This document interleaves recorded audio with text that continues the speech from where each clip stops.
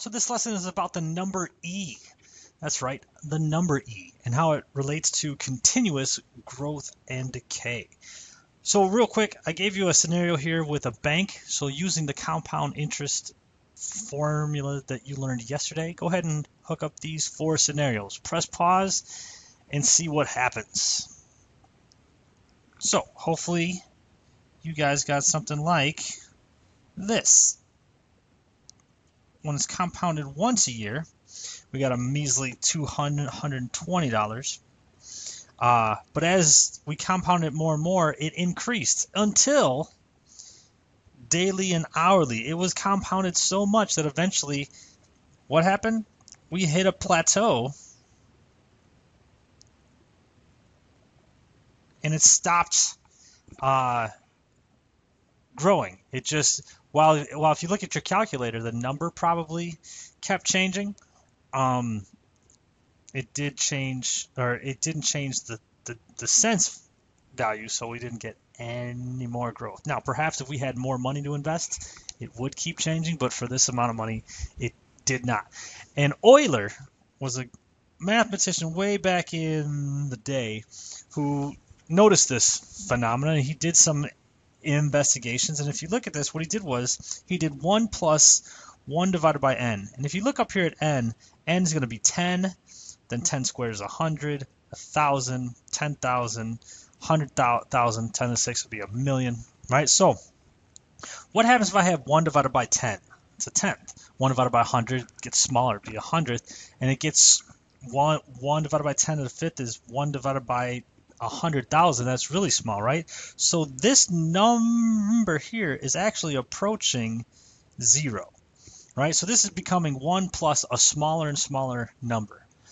While simultaneously, at the same time, this number up here, 10, is getting bigger and bigger. This thing is approaching infinity.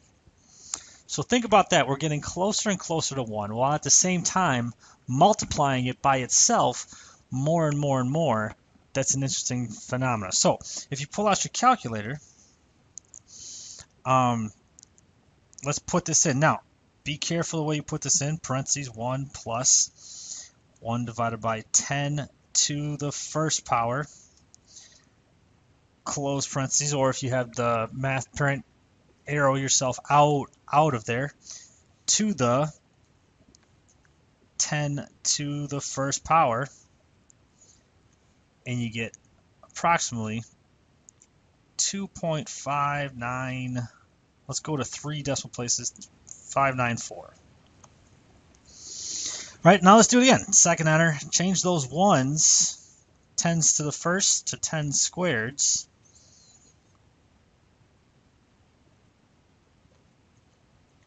And, oops, what did I do wrong there? Oh, I know what I did wrong there. If you have it in Classic, you need to put this in parentheses, 10 to the squared, like that.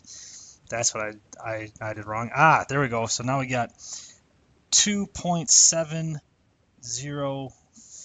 So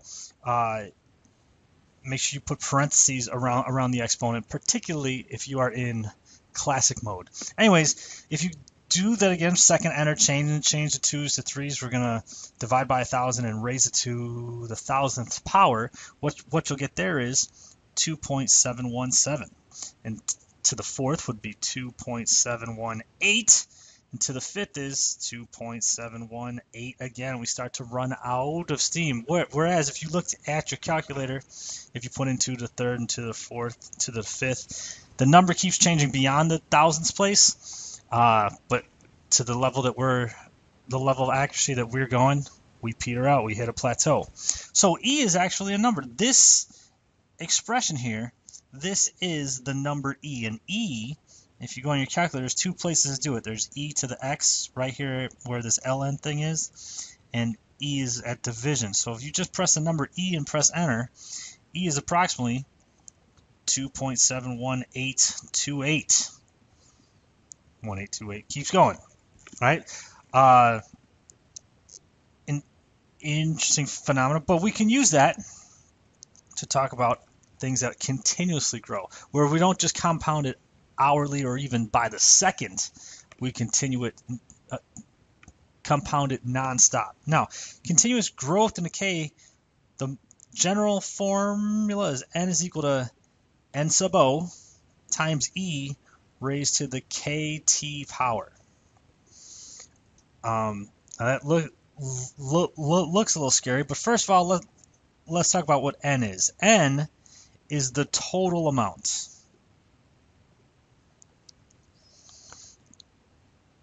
But n sub 0 is the initial amount.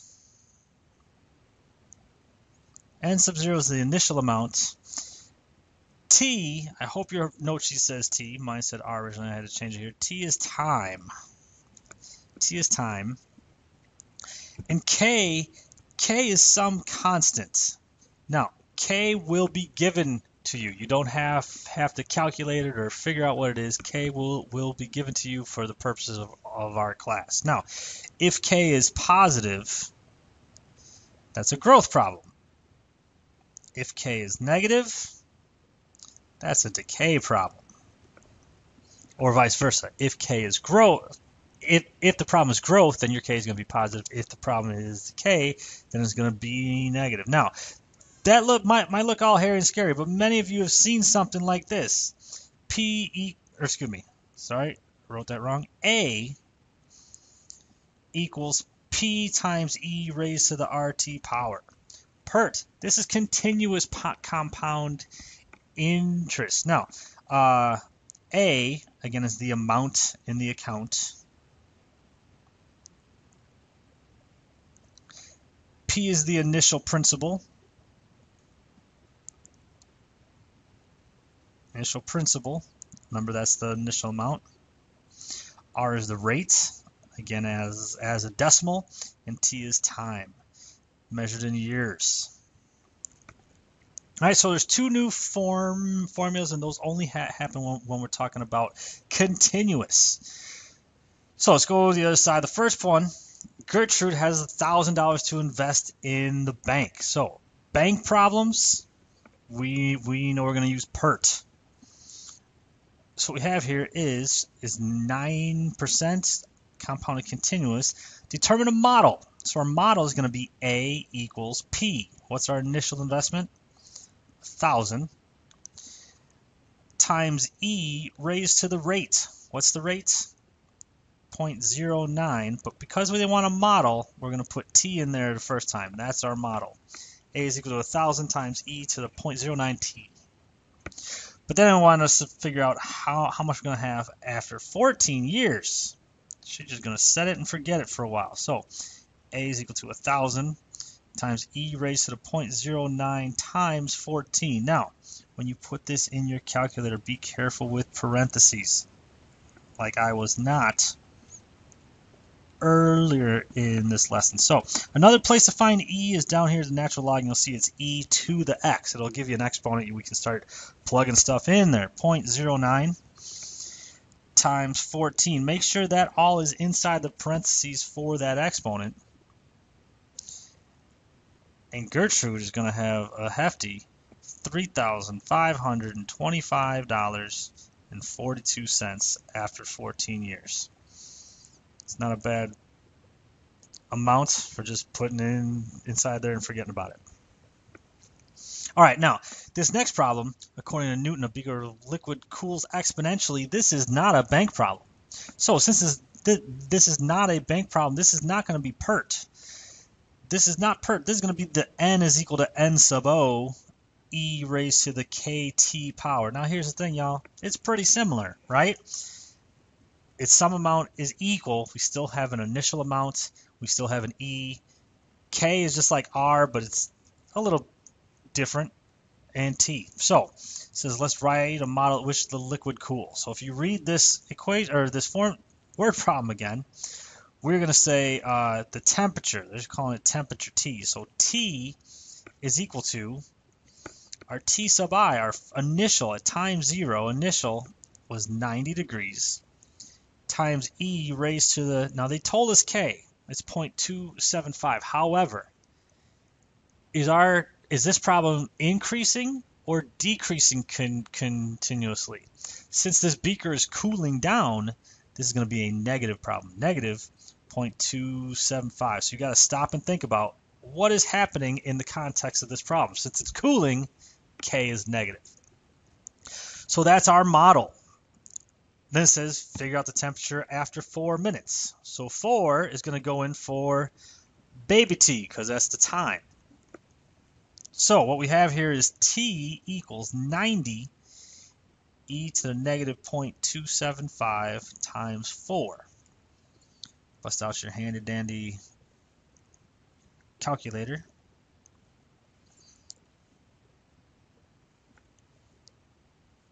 E to the negative 0.275 times 4. You should get about 30 degrees, 0.0 degrees Fahrenheit. 30 degrees. If you were at 29.96, since it doesn't say, I wouldn't be mad at you. In fact, that's probably better. Last thing it says to graph it. So we're going to graph our original function here. So put this into your calculator. We're going to get y is equal to 90 times e, negative 0.275 to the x. And I'm going to zoom 6 it because yesterday our window was all jacked up. Oh, I see a piece of our graph here. Right now, again, what was the initial temperature at time 0? X is our time. Time 0, it was 90 degrees, right? So I'm going to go up to 90 degrees up here, or not 90. I'm going to go up to 100. And my scale, my scale, I'm going to go by tens. Oh, there's that bell.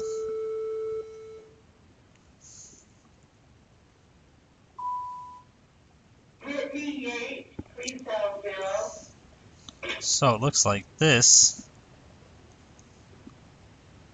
graph intersects here at 90, and it quickly decreases like that. Now our window is from negative 10 to 10,